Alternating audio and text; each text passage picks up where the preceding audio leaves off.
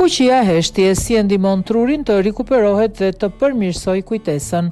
Një sër studime shkencore sugjerojnë se periudhat e qetësisë dhe mungesa e zhurmës nuk janë thjesht momente pushimi, por procese aktive që ndikojnë drejt për drejt në shëndetin e funksionin e trurit.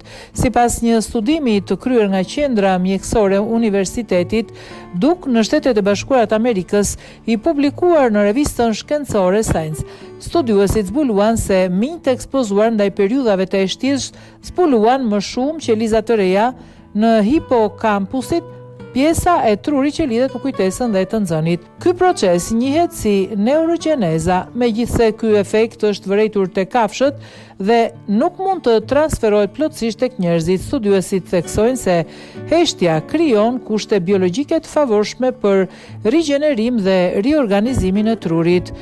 Në një tjetër studim të publikuar, evidentohet rëndësia e fenomenit të quajtur pushtim i ndërgjegjshëm, një gjendje qetësie ku truri përpunon dhe konsolidon informacionin e marrë më parë. Studiuesit zbuluan se njerëzit që kalojnë disa minuta në qetësi pas mësimit mbajnë mend më mirë informacionin krahasuar me ata që ekspozohen me njëherë ndaj stimbujve të rinj. Ekspertët shpjegojnë se zhurma e vazhdueshme, njoftimet digjitale dhe stimulimi i tepërt rrisin ngarkesën fiziologjike të trurit. Në të kundërt, heshtja ndihmon në uljen e ritmit të zemrës dhe presionit të gjakut, duke aktivizuar sistemin nervor parasimpatik, mekanizmi që lidhet me relaksimin dhe rikuperimin. Megjithatë, pretendimi se 2 orë heshtje në ditë krijojnë qeliza të reja të trurit nuk është konfirmuar drejt për njerëzit.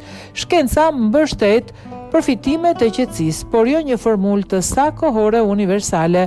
Në përfundim, studiuesit theksojnë se përfshirja e momenteve të heshtjes në rutinën e përditshme, qoftë edhe për disa minuta, mund të përmirësojë kujtesën, përqendrimin dhe mirëqenien mendore.